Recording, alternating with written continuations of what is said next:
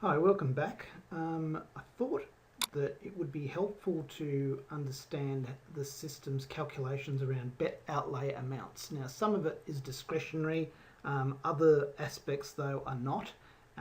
They're enforced by the TATS TAB.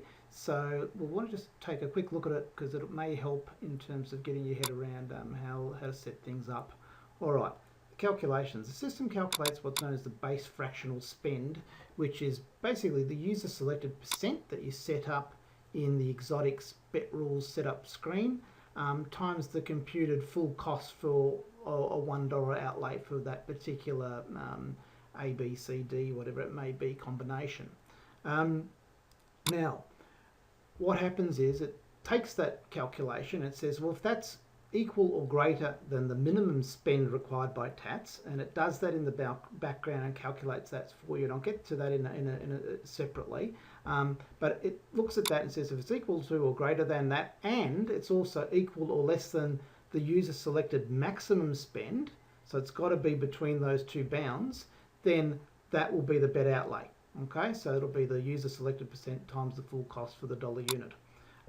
Now, bearing in mind, TATS have got some quite convoluted sort of calculations, and they require, basically, in summary anyway, a minimum investment of which is a higher of $3 for all, and also for the minimum to be 1% of the full cost rounded upwards to the next dollar. Now that sounds simple enough, but actually when you apply it, there's some distortions which I'll get to in a moment, and to just explain what's actually going on there. But you won't have to worry about the minimum because the system will calculate that all for you. You won't need to bother yourself too much with it. Just be aware that that's what's going on in the background. So moving right along, as per prior slide, where that's how we've defined the base fractional spend. Now, what happens, there's other instances, other possibilities, and if the above calculation is less than the calculated minimum spend, then if the user's auto adjustment flag has been set, then the bet outlay is set to the minimum required by TATS. So basically, if you set the flag, it'll set it to the minimum and process the bet. Otherwise, it'll regard it as no, it hasn't passed the parameters required, and the bet outlay will be zero and the bet won't get taken. Now, the other possibility is that this base fractional spend above is greater than the user selected maximum spend, in which case then it limits it, and that's a risk control sort of factor, limits it to that maximum spend that you specify on the same screen. Now this particular aspect, when you're looking at number 4 here, must still meet the minimum bet amount criteria that TATS apply, or the bet is still not accepted.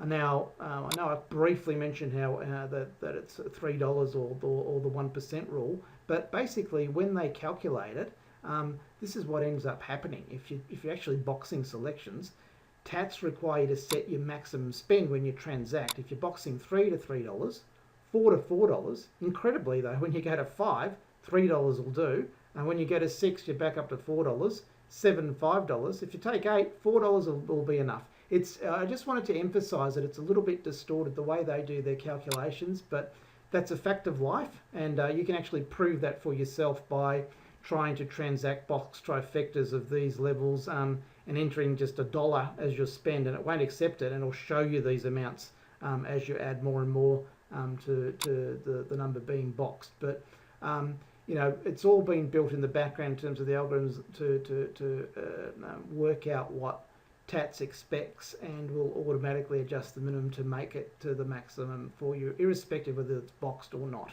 Okay, anyway, just thought an extra quick video. I know that it can be a little bit confusing, and it's again another area to get your head around to ensure that you're setting up your exotics correctly. Anyway, hope that helps. Speak soon. Bye-bye.